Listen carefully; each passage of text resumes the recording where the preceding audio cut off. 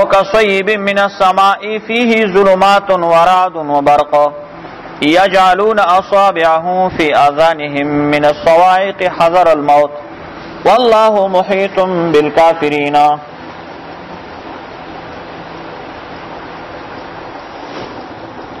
دی آیت کریمه کی د منافقانو بل مثال دی. او کصیبن یام حال او صفت د منافقانو پشاند ساچ کو د باران دی من السماء چې د بر طرف نه فی چې پدی کی ظلماتن تیری وی ورادن او تندری و برقن برخنا یجالونا ګرځي دوی اصحابهم غتی خپلې اڅو کی د ګتو فی اذانهم پوغونو خپلو کې من الصواعق د سخت आवाजونو د تندرونو حذر الموت یری د مرګنا والله محیط الله راګرون کې د بالکافرین کافرانو لرا. یعنی الله پاک په خپل علم کې او په خپل قدرت کې منافقان خلق راګر کړي دي د الله د علم او د قدرت نه بهر نه دي.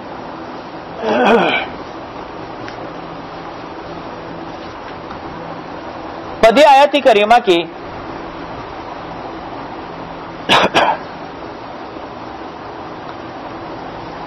د منافقانو د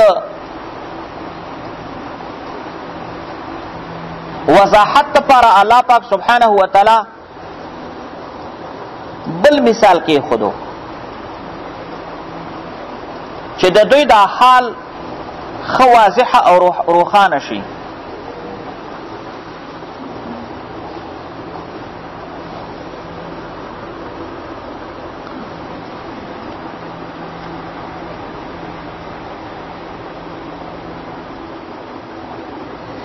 د دې مثال د وضاحت لپاره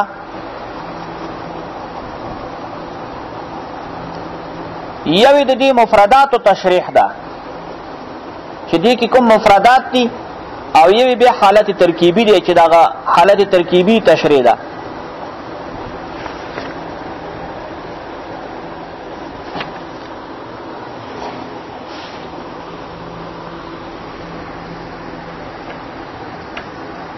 مثال او ممثل داسې طریقې سره ولګوي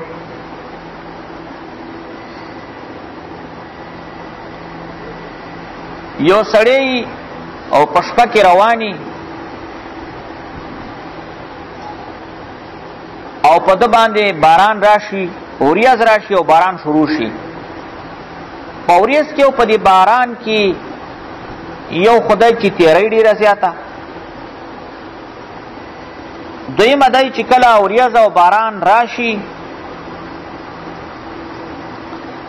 نو د دې سره اسمان کې ګړزهار شي. درې مدای چې د اوریاز او باران سره برېښنا هم لګیږي. نو دا کوم انسان چې په دې باران کې روان دی او دا کیفیت درې واړه د سره دي چې تیره ده ګړزهار دی برېښنا ده نو دا به په دې درې واړو حالاتو کې څه چل کوي؟ نو د چل دای چې د تیاری په ټیم کې چې سړی تیر شي او باران وریځي نو ودرېږي خو چې کله معمولی شان رڼا شي بیا روانېږي. نو تیره کې ولاړې خو چې دا برېښنا کله لږ پړک وشي نو بیا روان شي. بل خوا ورسره ګړزهار دی. د ګړزهار په ټیم کې داسې کار کوي چې هغه خو ډېر سختیز ګړزهاري نو دا په دې وخت کې یو خطره دا مې چې هسې نه د غوږونو دا پردې مې وشکېږي غوږونه راته کاڼه کړي نو د هغې ګړزهار سره دی په خپلو غوږونو کې ګوتې کېږي تر څو دا ګړزهار وانه وري او یا د هغې هغه تیز اواز دی د خپلو غوږونو دپاره کم محسوس کړي.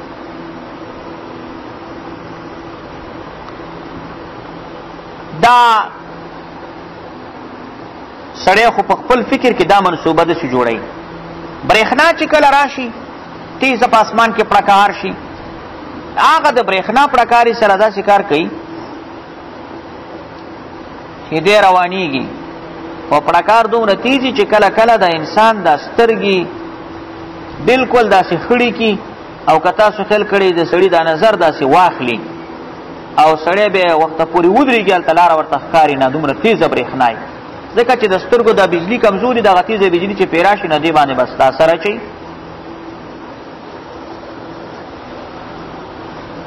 اوس دغه مثال د منافقانو دی. که تاسو د مشابهې ته لږ ورشئ، په دې کې شک نشته دی چې باران کې به ځینې تکلیفونه مې تیری تکلیف دی زهار برداشت نه کېږي، خو د باران د دې په خوا کې ډېرې زیاتې فایدې دي.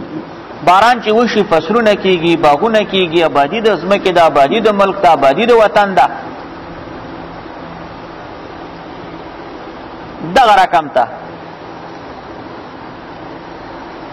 باران د اسمان نه راولیږي نو رحمت دی، خو دا کیفیت پکې شته.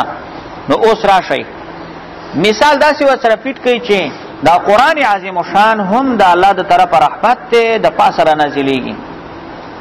څنګه چې باران د پاسه نازلېږي نو دا قرآن هم د پاسه نازل شوی دی. خو په باران کې تیری وي او په قرآن کې چې نازل شوی دی په دې کې احکام شاقه شته، سخت سخت احکام دي پکې. او هغه سخت احکام او هغه احکام شاقه هغه داسې مثال لري لکه تیره. په تیاره کې سړی ودرېږي نو احکام شاقه هم منافقان خلک چې ورته جهاد ته ودرېږي، وایي زه خو نه شم تللی، ته خو سړی مړ کېږي پکې. قرآن د الله رحمت چې کله نازلېږي تیرې پکې احکام شاقه دي نو په دې کې بیا عدم شته. تندر هغه دا دی چې الله پاک قرآن کې په شرک او په منافقت او په خراب صفتونو باندې داسې ردونه کړي دي چې هغه تنقیدات په شرک او په دهریت او په منافقت باندې هغه داسې آیتونه دي، داسې تخویفات دي چې هغه تخویفات داسې دي لکه تندر، برداشت نه کیږي. او په باران کې خو به برېښنا می نو قرآن چې د الله رحمت نازل دی نو په دې کې دا برېښنا مثال یا خدا د چې لکه برېښنا کې سړی روان شي هغه باران والا سړی، دا برېښنا هغه مسائل او احکام دي چې کوم قرآن کې د دنیوي فایدې پکې دي، لکه تقسیم د صدقات او تقسیم د غنایمو. چې کله د تقسیم د صدقات او غنایمو مسله نو منافق سړی هم راشي ما مسلمان استم، تو خو مسلمان یم کنه، لکه باران کې چې برېښنا شو نو سړی پکې روان شي خلړه خوش وکنه. یا د دې بل دویم مستاق جواهر شیخ د لیکلی جواهر القرآن چې شیخ غلام الله خان رحمه الله داسې وایي چې د برق مثال هغه براهین قطعیه دي په وحدانیت او په توحید د باری تعالی باندې. د الله په توحید باندې ډېر ښکلي ښکلي دلایل دي، براهین قطعه. یو مشرک سړی منافق سړی په خپل عقل او په خپل قیاس او په خپل رایه باندې د حکم د الله د دین سره مقابله کوي، خو د هغې په مقابله کې چې قرآن کې کوم دلیلونه د الله د وحدانیت د توحید دي دا نو داسې براهین قاطعه دي چې هغې کې هېڅ شک شوبه نه وي. نو هغې مثال دی چې شي دی برېښنا. او لکه موږ مخکې ویلې چې برېښنا شي تیزه نو انسان چې کله روان وي نو هلته یېرېږي چې سترګې او نظر مې ختم نه شي، دا نظر د سترګو مې وینسي، یېرېږي که نه. دغه رقم کله چې براهین قاطعه د قرآن د منافق سړي ته پیش شي نو منافق سړي عقل او رایه به ختمی، د ده هغه د دلایلو د قرآن په مقابله کې به حیران او خړ پاتې شي. نو دلته د لفظ یختفو راغلی دی که نه، خطف اصلا کې دي ته چې شی په تیزۍ سره واخلي اوچته کې.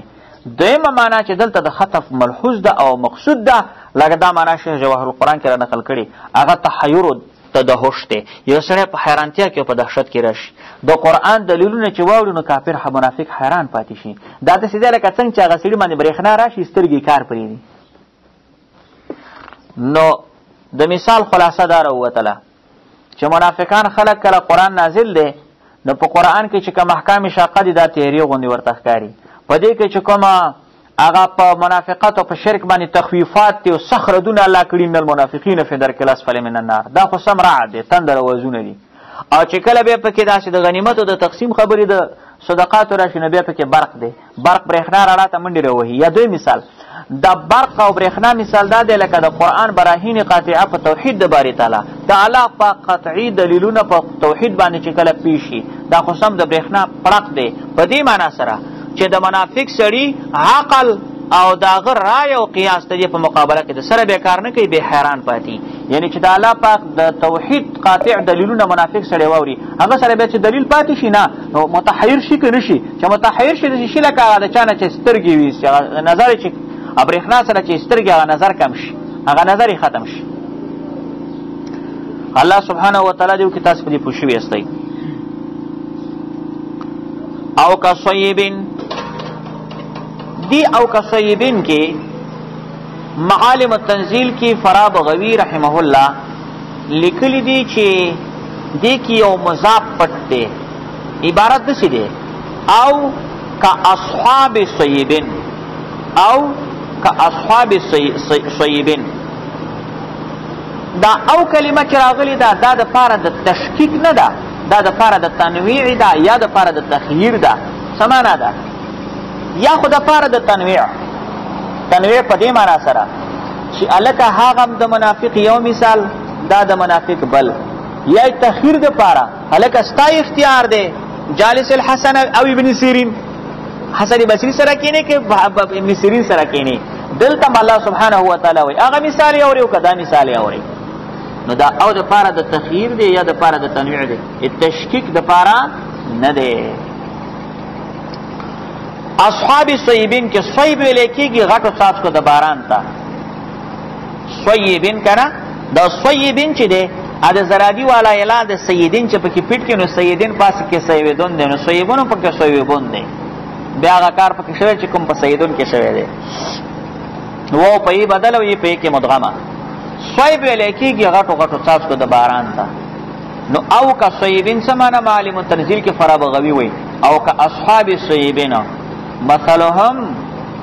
مثلهم كاصحاب صیبین، حال د منافقانو پشان د هغه مرګرو د باران دی چې کوم مرګري باران راګري ولې دي. من السماء، دا باران د اسمان د طرف نه، اسمان د طرف باران خو اسمان نه نه، باران خو د وریځې نه. دی وجنا معالم التنزیل کې فرا بغوی وی چې مراد د سما نه سحاب دی، سحاب السحاب وریځ ته وی چې دا باران د وریځې نه.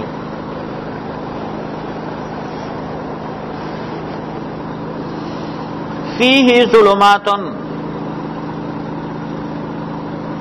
دی باران کی چې دی به ظلمات تیری وی. ظلمات خو جمع ده کنه، قاری سے بقل د جمع سوی درې، نو دلته درې تیری د کم درکا، درې تیری دادی طالبه. ظلمت الصیب یو د باران تیر، ظلمت اللیل بل د شپې تیر، او ظلمت السحاب بل د وریځ تیر، درې تیری شوی. ورعد او پدی کی چې دی تندری و برق برېښنا، یجعلون دوی ګرځي اصابعهم غتی فی اذانهم، په غوګونو کې ګوتی ګدي. نو طالبه په وخت کې خو ګوت نه کې خودل کېږي، ګوت خلوي شه ده، نو دی وجنه مضاف پکې پټته. یجعلون انامل اصابع، انامل هغه څوک د ګوتو سرونه په وګو کې ګدي. جلالین کې علامه سیوطی دا عبارت راوباسي کنه، په وګونو کې ګوتی ګدي یعنی د ګوتو څوکي. من الصواعق، داغا سخت اوازونو د تندرونو نه، هغه سخت اوازونه دي کنه، هغې نه دی ویریږي چې غوږ مې راته ختم نه کړي. حذر الموت، د یېرې د مرګ نه، لکه څنګه چې هلته په باران کې هغه سړی د تندر ټیم کې غوږ کې ګوتې ځکه ږدي چې غوږ مې اوس دغه نه شي ونشلي او مړ نه شمه. منافق سړی چې دی، منافق سړی هغه چې کله د قرآن هغه تخویفات واوري په شرک او په منافقت، زر غوږو کې ګوتې کېدي چې نه اسلام را نه وړم، اسنه دا را باندې تاثیرو کې اسلام قبول نکم، ایمان قبول نکم، هغه ته د ایمان قبلول داسې ښکاره کېږي لکه مرګ. والله محیط بالکافرین، الله پاک راګرون کې کافرانو لره دی. یکاد البرق، نزدې د چې برېښنا، یخطف ابصارهم، وتښتي نظرونه د دوی. لکه څنګه چې باران کې برېښنا تیزه شنو نظر تښتي، یعنی نظر کمزورې کوي. دا رقم ته د قرآن براهین قاطعه د توحید او د الله د وحدانیت، دا داسې قطعي دلایل دي چې د دې په باره کې د منافقانو عقلونه فلج، د دوی هغه رائے دې مقابله کې به کې متحیر شي. برهان قطعی د قرآن خدا سے شي چې څوک ووري حیران پات شي.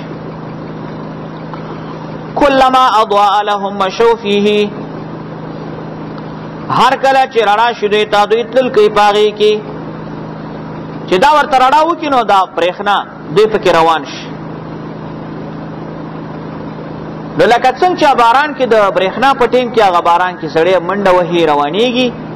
عبد الله بن عباس رضی الله تعالی عنهما وی معنی دا ده چې کلما اتاهم القرآن بما يحبون تابعوه، وی کله چې دوی تم قرآن راځي خبر راوړي چې د دوی خوښیږي نه به تابعداري کوي. لکه ما ویل چې د تقسیم د غنیمتونو د تقسیم د صدقاتو حکم چې قرآن کوي نو دوی به وي موږ هم قرآن منو.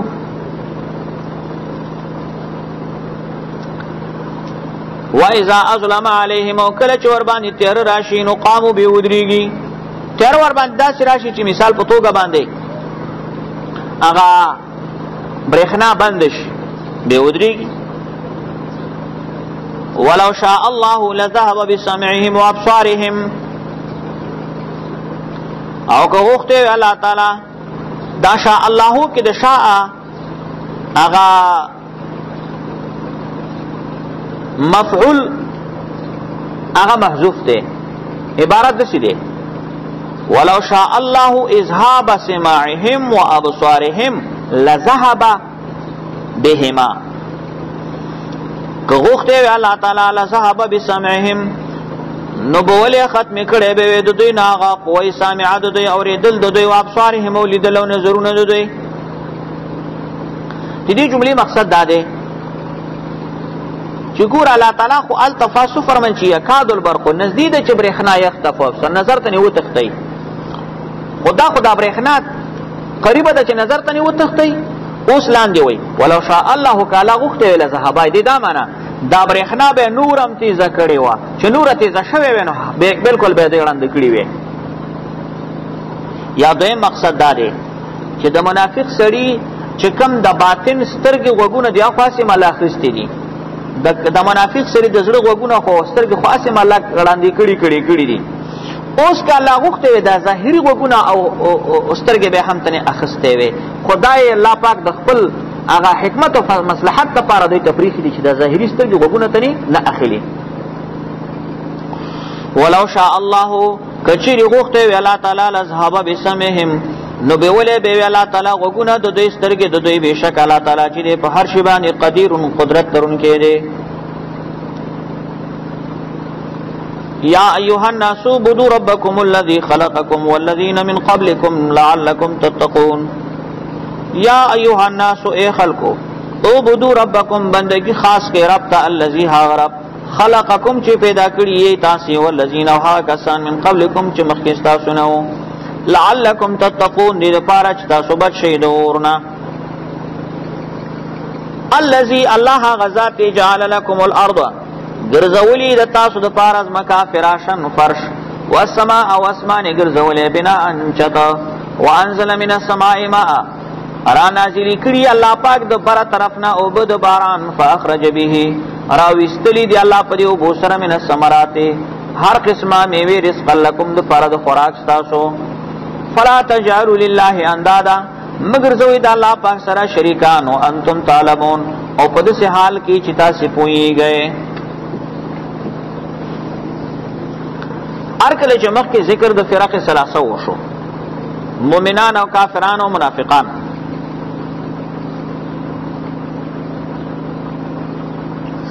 اوس الله پاک سبحانه و تعالی دې درې واړو فرقو ته خطاب فیا ایها الناس سره ذکر کوي.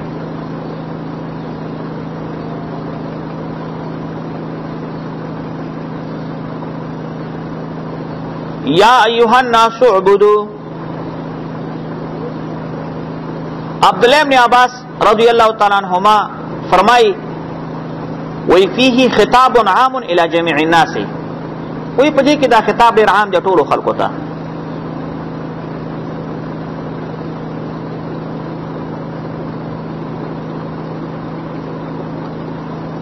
اعبدوا ربکم تاسو بندگی وکړئ رب خپل ته. دا آیت کریمه که چیرې منګه دا مؤمنانو سره ولګو نو عبدو په خپل معنا سره یا ایها الناس اے مؤمنانو بندگی رب تکوي او که چیرې دا خطاب منګه کافرانو تکو نو بیا عبدو په معنا د وحیدو سره دی اے خلقو معنا کافرانو عبدو ربکم وحیدو ربکم الله یو وګړی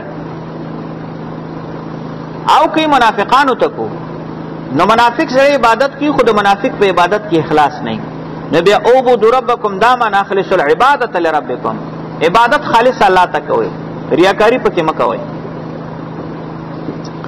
عبداللہ ابن عباس رضی اللہ تعالی عنہما اغوی کل عبادت فی القرآن فهو التوحید کل عبادت فی القرآن فهو التوحید وی ہر عبادت چی قرآن کی ذکر شید دے مانا توحید دے اے خلقو عبدو ربکم تاسو یو گڑے رب تاسو او ابن جریر رحمت اللہ علیہ آغا دے مانا دے سکڑے دا عبدو ربکم دا مانا افردو الطاعة والعبادة لربکم دون سائر خلقه افردو الطاعة والعبادة لربکم دون سائر خلقه تاسو ځان ته کوي طاعت او عبادت رب ته نه نور مخلوق ته نور مخلوق ته ونه کوي او بدو تاسو بندگی کوي رب ته دا ربکم کې اصلا کې کتا سو خل کړي په دې نحوه کې او قانون دی وی کله چې حکم وشي په مشتقی باندې نو مبدا د مشتقی به علت ته حکمي کله چې حکم وشي په مشتقی باندې نو مبدا د مشتقی به علت ته حکمي تلتا قربا عبدو ربکم عبادت کوي رب استاسو ته نو حکم پر رب شوی دی نو د دې هغه مبدا هغه د علت شو د څه شو په حقیقت کې یا ایها الناس اعبدوا ربکم لتربیته ایاکم لتربیته ایاکم تاسو عبادت رب ته ولي کوي لتربیته ایاکم فستاسو تربیت کوي کنه او دا د دې لپاره کوي کې دلیل هم شو چې رب ته عبادت ولي وکړو ځکه چې هغه زموږ تربیت کوي خلقکم پیدا کړی یې تاسو والذین من قبلکم واکسان چې مخکې تاسو نه و دې ته لشي دلیل انفسی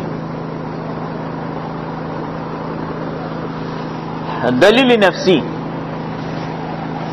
لکه قرآن عظیم شان کې فرمایي چې وفي الآفاق وفي انفسکم دا الله د قدرتونو ډېرې نښې دي فی الآفاق په اطراف کې وفي انفسکم ستاسو په نفسونو کې دي نو دا دلیل انفسی شو لعلکم تتقون خایږي چې تاسو به متقیان شئ په دې لعلکم تتقون کې اشکال دی اشکال دا دی چې دا لعل حرف ته ترجی دی او په ترجی کې شکی الله پاک څنګه په خپل خبر او په خپل کلام کې وی چې لعلکم کې دی شنو خایږي چې تاسو تقوادار شئ اوس دا خایږي او کې دی شي دا د شک خبره ده ترجی امید شک دی الله سبحانه و تعالی خبره کې شک نه هغه ته قطعی یقین چې دا کار داسې کیږي داسې نه کیږي الله څنګه داسې وی چې لعلکم تتقون نو د دې لپاره یو جواب دا دی چې مقاتل سے ابوئی وی لعلکم کی دا لعل په معنا د کې سره دی او دا کوم رجا دا امید دا وی الله ته نه دی راځي دا مخاطبینو ته راځي دی دا رجا امید دا الله په طرف ته نه دی بلکې چا طرف ته دی د مخاطبینو نو داغه پنی د دې معنا ده سدا چې عبد الله راجین للتقوا عبد الله راجین للتقوا تاسو بندگی الله ته کوي او په دې حال کې راجین للتقوا چې امید بس تاسو د تقوا نو ګوره دا رجا الله ته نشو راځي رجا مخاطبینو ته راځي شولا او مونږ خو به رجا کوو نو مونږ خو یقین نشته خو شکی خبره ده چې یا به تقوا ته ورسیږي یا به ونه رسیږي نو پدی صاحب سرا دا لعلکم تتقون پخپل معنا د ترجی سره شو او رجا چا ترجی شو مخاطبین ته خو یو بل جواب معالم التنزیل کې فرا بغوی کړي دا به خو بنیادی جواب دی دا سره پاینده کې پکاريږي. هغه وای چې امام سیبوی هغه ویل دي لعل وعسى حرفا ترجن. بس سیبوی خبر واوره سیبوی لعل وعسى حرفا ترجین. لعل او عسى دا دوار حرفونه د ترجی دی امید دی. وهما من الله واجب. هم دا دوار حرفونه چې د الله د طرفه کله په کلام کې راشي نو به معنا واجب او قطعی ده، به شک او امید معنا نه ده. نو دلته به داسې داسې معنا کوي بندگی رابطه کوي لعلکم تتقون، یقینا چې تاسو به بچ شئ د اور نه، یقینا چې تاسو به متقیان جوړ شئ. بس ټیک شو لکه هغه د امید معنا او د ترجی معنا پکې ونه شوه. د الله په جانب کې چې دی په معنا د واجب سره ده، یعنی قطع او یقین. معنا څه شوله؟ بندگی رابطه کوي لعلکم تتقون، یقینا چې تاسو به بچ شئ د اور نه، اور نه بچ شئ. نو ښکاره خبره ده چې د الله په بندګۍ سره سړی د شي نه بچ کېږي د اور نه. دا خبره شکي ده که یقیني ده؟ یقیني خبره دقه شانتې. نو دا دویمه معنا ډېره ښکلې معنا ده او دا په هر ځای کې پکارېږي ښه چې د الله په کلام کې لعل راشي په معنا د یقین سره. اوس په د لعل معنا داسې نه کوي چې کېدی شي او ښایېږي او امید دی، دا معناګانې مه کوه. دا معنا کوه لعلکم یقینا چې تاسو بچ شئ د اور نه. الذي جعل لكم الارض فراشا، دې ته دلیل سفلي وایي او دا د دې مخکې مدعا دلیل دی. مدعا دا ده اعبدوا ربکم، بندگی رب ته کوئ. ولی به رب ته بندگی کوو بل چاته به نه کوو؟ یو دلیل دا چې لتربیته ایاکم، کور هغه ستاسو تربیت کړی دی، خلقکم والذین من قبلکم، دلیل انفسی. دویم دلیل دا چې الذی جعل لكم الارض فراشا، الله پاک ذات یې ګرځولي ځمکه تاسو دپاره فرش، ځمکه یې درته فرش کړې ده. او دا تشبیه بلیغه ده طالبه. تشبیه بلیغه دې ته ویلې کېږي چې ادوات ته تشبیه ته حذف شي. زیدون اسدون دا تشبیه بلیغه ده، ځکه دې کې ادوات تشبیه حذف شي. په اصل کې داسې دی چې زیدون کله اسد نو ګرځولي الله پاک ځمکه فراشن معنا کل فراش، کل فراش او یا فراش مبني للمفعول دی په معنا د مفروش سره دی. ګرځولي الله پاک ځمکه مفروشه یا کل فراش په شان د فراش ده. خو په دې کې یو سوال دی. سوال دا دی چې فرش خو همواري او ځمکه خو ناواره ده، کواره ده، ناواره ده. لکه دې کې غرونه دي، کندې دي، لوړې دي، جوړې دي او الله پاک وایي فرش ته. نو فرش خو هوار ځای ته وایي که نه؟ جواب یې دا دی چې اصلا کې دا ځمکه چې کومه د فراشن مصداق ده وچه ځمکه مراد ده.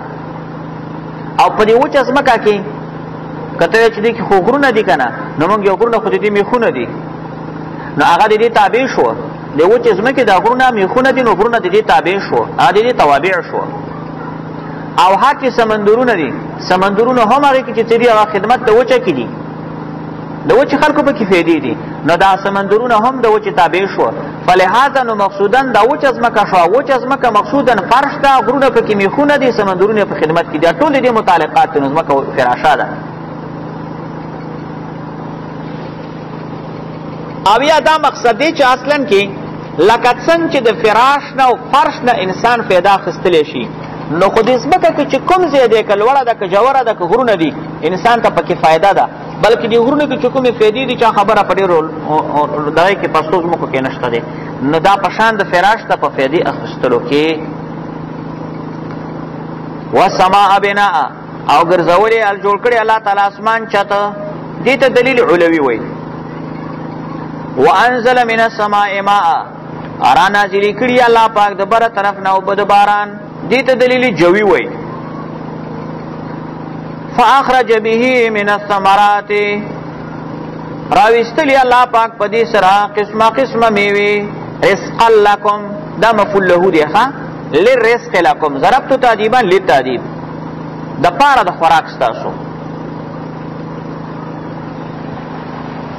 تفسیر معرف القرآن کې مفتی شفیع رحمه الله د دې آیات یو ډېر عجیبه نچوړ خلاصه را ایستلې ده. هغه وایي دې آیات کریمه کې الله پاک سبحانه و تعالی من ته اول نعمت خلقت ذکر کې چې تاسو مې پیدا کړی یې، بیا راته نعمت د ځمکې او بیا راته نعمت د اسمان او بیا راته نعمت د باران ذکر کې. هغه وایي چې رب العالمین یقینا په دې احسانات او په دې نعمتونو کې که سړی لږ سوچ وکړي، دا باران د الله پاک د طرفه څومره بهترین نعمت دی.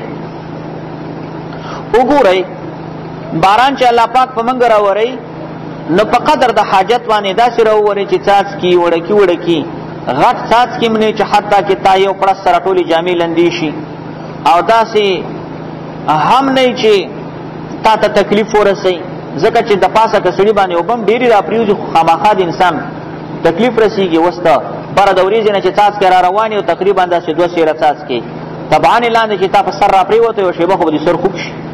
رب العالمین داسې نه کوي، ډېر میده میده څاڅکي راووري په قدر د حاجت سره ستا ضرورت پوره شي. بیا بل نعمت دا دی چې که اوس الله پاک دا بارانونه راوري په دې ځمکه کې خواره کړي، څاڅکي چې وورېږي نو بیا په دې ځمکه کې ورک شي، بس په خپله ځمکه اجازه کړي. موږ ته پته هم نه لګېږي بارانونه وشي، سیلاونه راشي، خوړونه راشي، ښکته اوبه روانې څه شولې کم پلو لاړې، ستا ضرورت پوره شو نورې اوبه څه شولې لاړې. اوس که الله پاک موږ ته ویلې وی چې هلکه ستاسو باران کېږي، ستاسو برخه باران کېږي او دا باران را ټینګ کوي، نو موږ به دې خلکو ورته حوضونه چېرته جوړول او بیا به د چا د حوض دی او د چا به نه و، او که په دې حوض کې دې دا اوبه جمع کړی وی نو دا به دې بیا په تیشي ساتلې، مالګې به دې ورچولې چې چینجي ونه کړي، او که بیا به هم کول دې ګرمۍ کې بیا به دې څنګه څکلې. بس رحمان رحیم ذات دی، د څاڅکو په شکل باران ورئ، بیا دا باران پتا ساتل نه دي، هم دا باران الله درته په ځمکه کې ساتلی دی، چینې درته راوباسي، کاریزونه درته راوباسي، کویان درته راوباسي، الله محفوظ ساتلی. نو آیات را جمع کا، آیات چې را جمع کی نو دا ځمکه فرش دی نو فرش ته چا دی؟ د الله. اسمان چت دی نو چت ته چا دی؟ د الله. او په دې کې دا بارانونه او خوراکونه او باغونه او میوې چې کېږي، دا خوراکونه او باغونه او میوې او اوبه او بارانونه د چا دي؟ د الله. نو فرش د الله دی، چت د الله دی، خوراکونه پکې د الله دي، او حضرت انسان پکې ملمه دی. نو دا دنیا یو بیټک دی، د دنیا مثال دی، یو بیټک دی، یو حجرې دی، د یو بیټک دی. فرش پکې د اماغه مالک دی، چت پکې د مالک دی چې الله دی، خوراک سکار پکې د مالک دی، یخي اوبه کې د مالک دی، فصل باغ میوې پکې مالک جوړې کړي، او حضرت انسان سے پکې څه دی؟ ملمه دی. نو ته اصلا کې انسان دلته ملمه یې، او دې دنیا کې دا قانون دی چې د کوم چا کار خوريس کې نو د بل چا صفاتونه بنه کې. اوس چې ته د یو چا په بیټک کې خوراک کې د کوس کلی خان په بیټک کې روټۍ خوري او د بر کلی د خان صفات کې خان صاحب دې په بیټک کې نه پرېږدي چې جیبه ډکې کې تشېږي، دلته صفاتونه بل ځای کې. نو د دنیا په بیټک کې چې ته خوريس کې نو د الله خوريس کې، نو چې د الله خوريس کې نو اوس په څه چل کې؟ فلا تجعلوا لله اندادا، مگر زوی الله پاک سره شریکانا. اوس خو شریکان مه جوړوه کنه چې باران الله کړی او ته چې نه مړه دا باران خو پلانکي سیب کړی دی، او دا نعمتونه او فصلونه الله راوړي او ته پلان نعمتونه مړه باغونه پلانکي سیب په نظر باندې دلته شوي دي، روزي الله درکړي نه پلانکي سیب راکړي. خلقکم کې ویلې ته مې پیدا کړی، ستا نیکه مې پیدا کړی، ته نه مړه دا زامن خو موږ ته پلانکي بابا سیب راکړي. دا ته شی کې بیټک کې دلته د الله اوسېږي، خوريس کې تشېږي د الله په بیټک کې، او دلته ډکېږي او بې صفتونه د غیر الله کې. تکه مکو فلا تجعلوا لله اندادا. معارف القرآن کی مفتی شفیع رحمه الله دا سره خلاصه کړي خبره.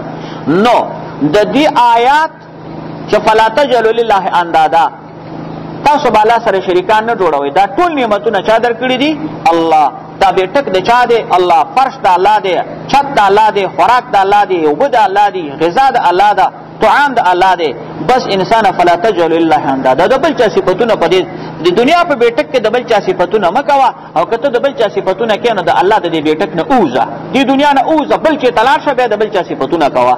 د دنیا په بیٹک کې به د بل چا صفاتونه نه کې، خلود بدخکاری. او بیا الله پاک ورپسې فرمایي وانتم تعلمون، او تاسو خو پوهیږئ.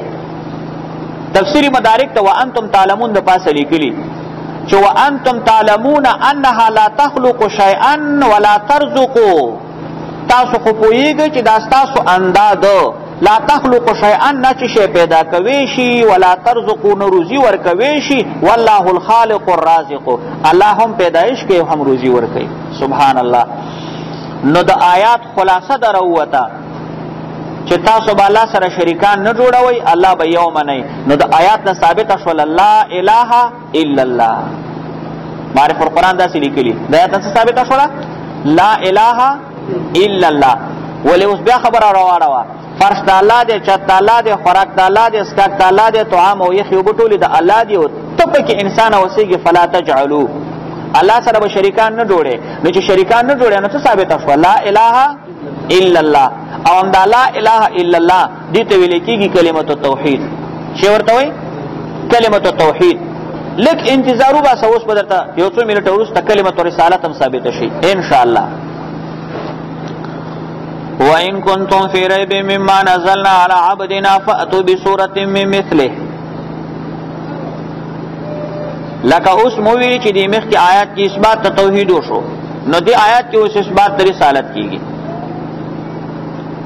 وَإِن كُنتُمْ فِي رَيْبٍ که چیرې یئ تاسو په شک کې مما نزلنا د هغه کتاب نه چې نازل کړی دی موږ الله وی علی عبدنا په بنده خپل باندې فاتو بسورة من مثله نو راوړئ تاسو یو صورت د دې په شان ودعوا شهداءکم او تاسو راوبلئ خپل هغه مشران یا معبودان من دون الله سوا د الله نه ان کنتم صادقین که چیرې تاسو رښتونی یاستئ فإن لم تفعلوا نو که تاسو دا کار نشئ کولی ولن تفعلوا هیڅ چیرې هم نشئ کولی کم کار د قرآن د یو صورت په شان صورت جوړول فاتقوا النار التي نو ځان وساتئ د اور نه هغه اور وقودها الناسو چې خشاک د هغې خلک دي والحجارتو او کاړي دي اعدت للکافرین تیار کړی شوی د پاره د کافرانو وان کنتم فی ریب که تاسو په شک کې استئ مما نزلنا د هغه کتاب نه چې ما نازل کړی شک په څه کې روح المانی لیکلی دي ان کنتم فی ریب مما نزلنا فی کونه وحی من الله فی کونه وحی من الله په دې خبره کې چې دا وحی د الله د طرفه ده په دې کې ستا شکی وان کنتم فی ریب فی کونه وحیا من الله مما نزلنا على عبدنا فأتوا بسورة من مثله نو راوړي یو صورت من مثله پشان ده دی من مثله کې د هی ضمیر راجی دی هغه مما نزلنا کې کلمې د ماته د مما نزلنا په مثل راوړي یعنی د قرآن د یو صورت پشان کې صورت پیش کوي چې د دې په مثلی مماثلت په فصاحت کې په بلاغت کې په صدق دا کسی پکې ټولې موجودي راوړئ وګورئ قرآن عظیم چیلن چې د دنیا منکرینو کافرانو ته ورکړی دی دی په مختلفو طریقو سره ورکړی کله ورته وایي چې بعشر آیات مفتریات بعشر سور مفتریات لس سورتونه جوړ کړئ عربو کې لس مضبوط قومونه وه مضبوط خاندانونه وه مضبوطې قبیلې وې لس ویلکه یو قبیله یو صورت جوړ کړي څو صورت بشي لس بعشر سور مفتریات غیر ځانه جوړ کړي وای خزل سنشي جوړولې به صورت زنه بدرازه خبره بلګر ارزانه یو صورت جوړ کړي او دا چیلنج به تر قیامت چلیږي خود دې جواب څوک نشي کولای قرآن معجز کتاب دی الله پاک او څوک هم د قرآن دی جملې او جمله نشي جوړولای جوړه به کې عربي به سړی جوړه کې خو لیکن دا څه فصاحت او بلاغت په څوک واچي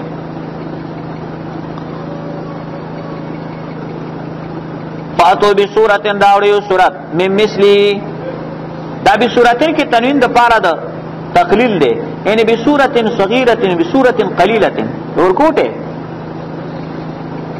من مثلی چې د په مثلی اگر کا مختصر معنی کې تاسو بل خبره کوي وی من مثله کی ده هی ضمیر عابد تراجی کوي من خدا مثله کی هی ضمیر می معنا زلنا کې ما تراجی کوي دوی معنا چې دا هی ضمیر چا تراجی کوي عابد تا دې څه معنا شي تاسو راوړی یو صورت من مثله په مثل د دې بندا دا زمنګ د بندا په شان مثل سره راولي چې صورت راوړي دا معنا ده محمد رسول الله صلی الله علیه وسلم نه چې ته سکول ویلیو، نه مکتب ویلیو، نه لیسه ویلیوه، نه مدرسه ویلیوه، نه استاد لرلو، او 40 کلونه وروسته یې دې دنیا ته د الله د طرفه یو معجز کتاب پیش کړي چې د فصاحت او بلاغت نه ډک کتاب دی. داسې بې تعلیمه سړی، داسې امي سړی چې هغه یو فصیح کتاب علم ته پیش کړي، نو اے خلکو تاسو که د قرآن کې شکی نو تاسو یو صورت راوړئ خو من مثله په شان د داسې بنده، زمونږ د بنده په شانته یو بنده د یو صورت تاسو پیش کړي چې امي چې وایي بې سوا دی، داسې سړی د یو صورت پیش کړي. څوک هم د دې خبرې جواب نشي کولی او نه یې کړی ورپسې ځکه وایي. چا به ویلې چې که مشرکان داسې وایي، کافران داسې وایي چې موږ د دې قرآن د صورت په شان صورت خپله نشو جوړولی، خو که زمونږ معبودان موږ سره ملګري شي کومکو کې بیا به کار وشي. وایي ودعو شهداءکم، تاسو راوبلئ خپل معبودان من دون الله سوا د الله تعالی نه. ودعو څه معنا؟ معالم التنزیل کې فرا بغوی لیکلي دي ودعو دا معنا استعینوا بآلهتکم التي تعبدونها، استعینوا بآلهتکم التي تعبدونها، مدد غواړي دا غما معبودانو خپل استاسو د بمبړیانو نه چې تاسو ته عبادت کوئ. زاد المسیر کې ابن جوزی لیکلی دی ودعو دا معنا استعینوا. ابن قتیبه لیکلی دی فرمای ودعو دا معنا استغیثوا، استغیثوا فریاد وکئ، فریاد وکئ، چغې وکئ. ودعو چغې وکئ، استعینوا مدد غواړئ، استغیثوا فریادونه چغې وکئ. چاته چغې ووهئ؟ شهداءکم معبودانو خپلو ته چغې ووهئ، خپل معبودانو لات و منات ته ډېرې چغې وکړه چاله زر در را رسېږه چې صورت جوړو. خو د شهداو نه چې مراد دی عبدالله ابن عباس رضی الله تعالی عنهما هغه وایي الهتهما، د شهداو نه مراد څوک دي؟ د دوی الهه دي.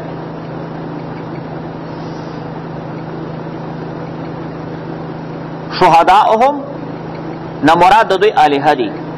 عبدالله ابن عباس رضی الله تعالی عنهما وایي. بیا یې لیکلي دي زاد المسیر کې ابن جوزی وایي چې د مشرکانو الهو ته دې ته شهدا ولې ویلې؟ وایي دې ځکه شهدا ورته ویلي چې لانهم یشهدونهما ویحضرونهما، وایي دا مشرکان به همیشه خپلو معبودانو ته حاضر و، عمل ته منجاورانو خدمتونه یې کول، ځکه ورته شهدا وایي. شهدا معنا حاضر کنه، نو دا مشرکان به د خپلو معبودانو ته همیشه عمل ته حاضر و ناظر و منجاوران و، هلته خدمتونه کول، غټ غټ ساپیګانې به ورسره وي، بس بوتان نه به یې سږمې پاکولې، خولې به ورته پاکولې. نو یشهدونه ځکه ورته وایي چې هلته دوی حاضر و کنه. ودعو شهداءکم، تاسو راوبلئ مدد غواړئ چغې ووهئ فریاد وکړئ خپلو معبودانو ته من دون الله ان کنتم صادقین. ان کنتم صادقین دا معنا ان کنتم صادقین فی قولکم ان هذا القرآن لیس من عند الله. دا ترجمه عبدالله ابن عباس کی رضی اللہ عنہما. ان کنتم صادقین فی قولکم ان هذا القرآن لیس من عند الله. ان کنتم صادقین فی قولکم ان هذا القرآن لیس من عند الله. کستاسو دا عقیده ای چې دا قرآن د الله کلام نه دی، بس راوړئ کنه.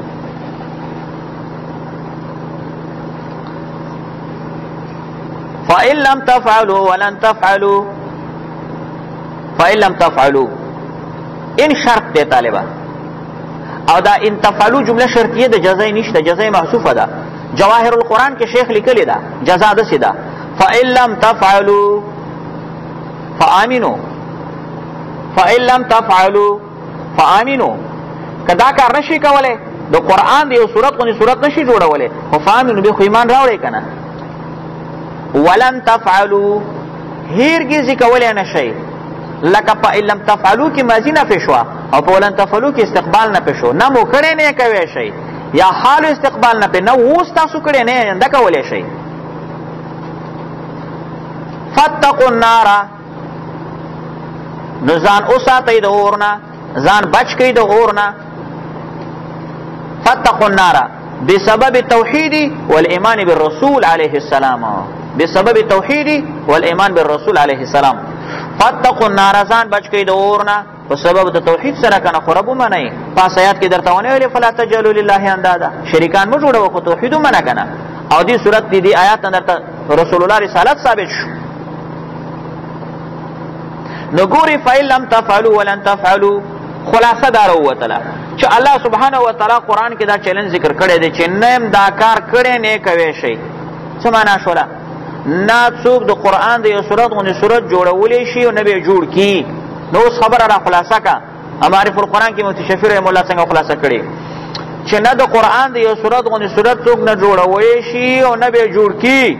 معلومیږي دا د الله دا کتاب د الله کلام دی. دا چې ته د بشر خبري نه دی، د چا کلام شو؟ د الله. نو چې د الله کلام شو نو دا خو موږ ته محمد رسول الله راوړي. معلومیږي چې محمد رسول الله د الله رښتونی رسول دی، ځکه د الله خبرې د الله رسولانو ته راځي. نو چې محمد رسول الله رښتونی رسول د الله دی، نو ثابت شو د دې آیات پر مضمون کې دا خبره چې محمدن رسول الله. پاس آیات کې ثابت شو چې لا اله الا الله، په دې آیات کې ثابت شو محمدن رسول الله. هغه کلمه توحید او دا کلمه رسالت چې مجموعه دي کړم دې ته کلمه طیبه وایي. نو خلک وایي دا کلمه طیبه قران کې شته وي، سورته بقره کې ده، خو چې پیدا کې پکې پکړه دا سورته بقره کې ده. یک کلمه طیبه ټوله پیدا شو. کلمه توحید هغه آیت کې ده، کلمه رسالت دې کې ده چې راجمه دې کړم دې ته شی وایي کلمه طیبه ورته وایي. فتقوا النار، تاسو ځان بچ کړئ د اور نه، التي هغه اور وقودها الناس چې خشاک داغه خلق دی، والحجارتو کاړي دي. اور کې با قیامت په ورځ باندې انسانان یو کاړي وي. انسانان خو پیژنو چې الله تعالی با او الله تعالی به موږ ته دا وخی ولادي راته وخی چې اوباما او بوش او دا ظالمان خو به پراتی پکې، دا خو پکې اناس شو انډیوالان ورسره. خدا حجاره چې وایي چې رب العالمین وي کاړي وي په جهنم کې، خشاک به د جهنم کاړي. دا کارونه څه مراد دی؟ د دې په باره کې د زاد المسیر را نقل کړی دی یو قول دی د ربیع ابن انس رضی الله تعالی عنہ. ربیع ابن انس وی مراد د دې کارونه الہ اصنامهم التي عبدوها، اصنامهم التي عبدوها، وی دا هغه بوتان دي چې دوی ورته عبادت کړي. دوی به د کارونه بوتان جوړول، دوی به هغې ته عبادت کولو. رب العالمین به د دوی دا کاړي چې دوی ورته عبادت کړي جهنم ته واچوي. خو په دې کې یو سوال دی چې کاړي خو څه ګناه نه ده کړې نو جهنم ته یې ولې اچوي؟ نه، دا کاړی جهنم ته الله پاک د کافر د شرمولو دپاره چې اگر کال ته د هغه دپاره تعذیب نه خو کافر پرې شرموي چې تا ورته عبادت کولو.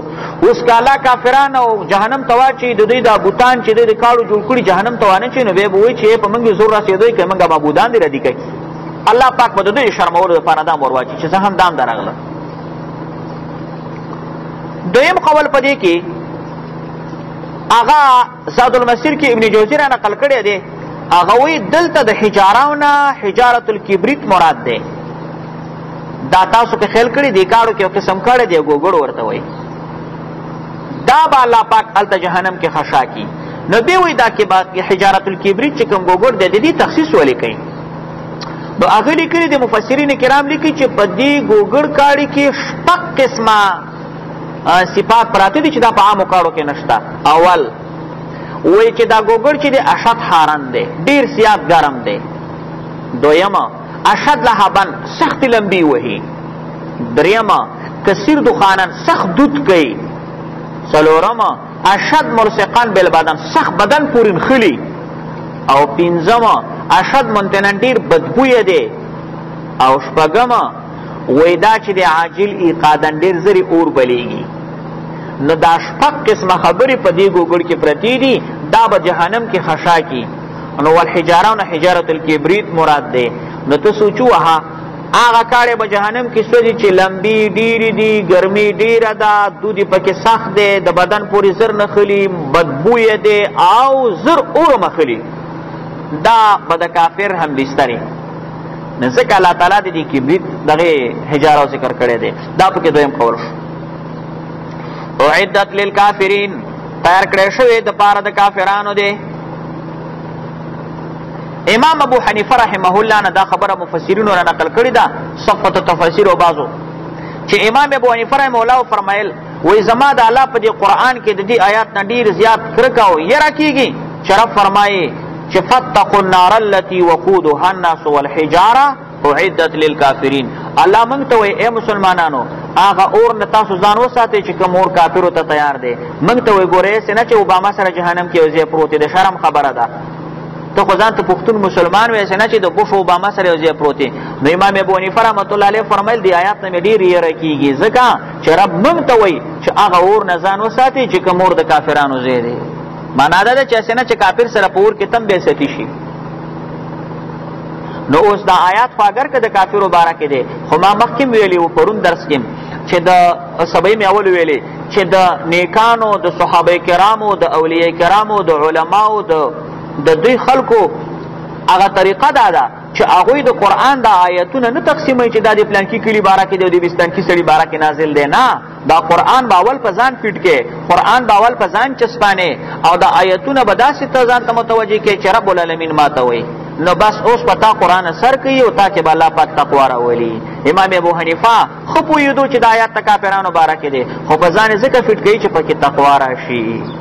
او موږ خو بس الله دې موږ معاف کړي، موږ خو قرآن تقسیم کړی مړه د ایتونه خو د مکې د خلکو باره کې دي، دا موږ باره کې شی کوي. موږ که دلته هره بلا کوو، که موږ سپو ته عبادت کوو، که غویانو ته کوو، که قبرو ته پراته یو، که کاڼو ته پراته یو، موږ ما سره څه دي مکې کې مشرکانو شرک کولو. او که موږ مثال امریکایانو ته جاسوسي کوو، که موږ کافرانو ته جاسوسي کوو، موږ خو څه منافقان یو. منافقان خو مدینه کې وو. نو قرآن مراخص ته ټول مو داسې ټوکړې ټوکړې کړی دی، داسې نه ده پکار. قرآن د هرې زمانې د هر عصر د هرې زمانې د خلکو دپاره قانون د ژوند دی. څنګه چې هغه وخت کې شرک مذموم و اوس مذموم، څنګه چې هغه وخت کې منافقت مذموم و اوس مذموم دی، څنګه چې په هغه وخت کې وو چې هغه خیر القرون اوس د هغې نه زر چنده ډېر شته دی چې دا شر القرون دی. هغه وخت کې شرک اوس بنئ، هغه وخت کې منافقان اوس بنئ. ولې خیر القرون مخکې تېر شو که اوس راغی؟ خیر القرون کې و شر القرون کې خو به خودي او هغه د خیر القرون خلقو قرآن په ځان فټ کولو، نو ځکه ټولو کې تقوا راغلی وه. او موږ دا قرآن تقسیم کړی دی، نو ځکه موږ نه تقوا لاسې لږ لرې تښتي او موږ هم ته نه لرې تښتېږو. موږ خو یو مړی، زه خو باقلی شوی یم، ما سره دی څه دي، زه کار څه کوم، زه به حرام کوم خو ما ته به څوک حرام خور نه وایي، زه به سود کوم خو ما ته به څوک سود خور نه وایي، زه به جواري کوم خو ما ته به څوک قمارباز نه وایي، زه به بېلمازه یم خو ګوره ما ته څوک ونه وایي چې دا بېلمازه دی، ګوره زه ګوره روژه خورم خو ونه وایي چې روژه دار یم روژه خور دی. موږ داسې عجیبه خلک یو چې موږ خو مرفوع القلم ځان بولو. دا غټ نقصان دی، غټ نقصان دی. بنابر هر تقدیر دغه ځای پورې د دې منافقانو هغه خبره ختمه شوله په دې آیات کې د کافرانو. او په دې آیات کې کریمه کې چې دا آخري آیات کې راغله اعدت للکافرین، مفسرین کرام د دې جملې نه استنباط هم کوي او هغه دا دی چې دا جنتونه دوزخونه اوس مخلوق دي، پیدا دي. جنتونه دوزخونه اوس څنګه دي؟ پیدا دي. داسې نه ده چې دې نه بعد به پیدا کېږي. ښه نو چې پیدا دي نو چېرته دي؟ نو دا خبرې اوس زما ستا د علم خبرې نه دي. الله سبحانه وتعالی جنتونه چې چېرته محفوظ کړي په اسمانونو کې هم د الله کار دی، دوزخونه چې ځمکو لاندې محفوظ کړي دا هم د الله کار دی. خو جنتونه دوزخونه څنګه دي؟ دا مخلوق او پیدا دي. اعدت کومه صیغه ده؟ ماضي. نو چې تیار کړی شوي دي نو پیدا کړی شوي دي، پیدا کړی شوی شی تیار کړی شوی. وبشر الذین آمنوا وعملوا الصالحات، زیر ورکا پیغمبر هغه کسانو ته چې ایمان راوړی دی او عاملو صالحات، عملونه یې کړي د سنتو د برابر، د سنتو د نبی علیہ السلام برابر. زیر ادا دی ان لهم جنات، چې یقینا د دوی دپاره جنتونه دي، تجری من تحتها الانهار، بهیږي به لاندې د هغې نه ولې، کلما رزقوا منها، هر کله چې ورکړی شي دوی ته من ثمرتین څه میوه، رزقا دپاره د خوراک، قالو دوی به وایي دا مؤمنان هذا الذي رزقنا، دا هغه میوې دي چې راکړی شوي وي موږ ته من قبل مخکې، و اتو به راوړلی به شي دوی ته متشابهن یو شانته، ولهم دوی دپاره فیها په دې جنت کې، جنتونو کې ازواجن بیبیانې به وي مطهرتن پاکې، وهم فیها خالدون، دوی به په هغې کې همیشه وي. مخکې چې کله په آخري آیات کې راغله چې اعدت للکافرین، هغې ته تخویف وایي د قرآن په اصطلاح کې. نو اوس په وبشر الذین کې بشارت دی. د قرآن عظیم شان د اصول دي چې کله مخکې تخویف راشي نو بیا به وروسته آیتونو کې بشارت وي، او کله مخکې بشارت نو ورپسې تخویف وي. تخویف او بشارت الفاظ ما مخکې په اصولو کې تشریح کړي وو. قرآن ولی داسې کوي چې کله د تخفیف خبره راشي نو بیا شاته بشارت او چې کله مخکې بشارت نو ورپسې تخفیف. دا ځکه چې دا زمونږ د عقایدو مسله ده.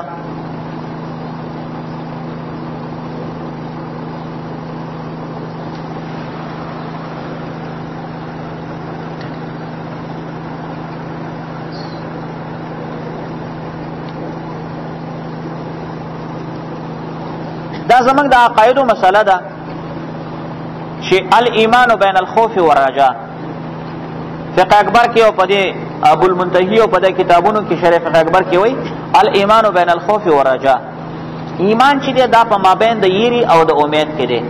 دا مقصد د دې جملې دا دی چې یو مسلمان باید ایمان داسې وساتي چې هم به د الله نه یریږي او هم به د الله نه امید لري. داسې به نه کوي چې خالص یره راشي چې یره بس جهنمی ما او دوزخی ما مړه جنتونه چیته دی موږ او جنت. دا کامل ایمان نه دی. او داسې به نه کوي چې خالصه په امیدونو باندې دنیا روانه کړي چې بس مړه خو جنت ته نو چا څوک ورځي چې موږ ورنشو څوک ورځي. دوزخ مړه دوزخ په خپل کار کوي نو دوزخ ته چیته موږ نه. داسې خبره نه ده پکار. دا هم کمزور دی. د دې سره ستا ایمان نه پوره کېږي. ته به داسې الله نه یېرېږي چې اسنه نو مې قهار دی جهنم ته مې واچوي. امید به دې ساتي چې مړه رحمان رحیم دی ممکن جنت را ترا کی. نو دا ایمان چې د یری او د امید په منځ کې نو دغه ایمان ستا دا مزیدار او ښکلی ایمان دی او دغه ایمان باندې به ان شاء الله الله پاک ته د رسیدلو په درشل کې سړی. نو هر کله چې د ایمان د خوف او د رجا په منځ کې دی نو قرآن چې کله تخویف ذکر کی نو تا ته د خوف ماده را ژوندی کی. بیا چې بشارت ذکر کی نو د رجا ماده را تر ژوندی کی. او دې ته اشاره کوي چې بس امیدونه ساته. او حدیث کې راغلی دی عمر فاروق رضی الله تعالی عنہ فرمایل وی کله چې د جهنم تذکره شروع شي زه سوچ کوم چې یاره جهنمی ما اولنې جهنمی بزایم خو چې کله د جنتونو تذکره شروع شي سوچ کوم چې جنت ته منځم. مطلب هم دا دی کنه چې الایمان بین الخوف والرجاء. نو اوس دا بشارت شروع شروع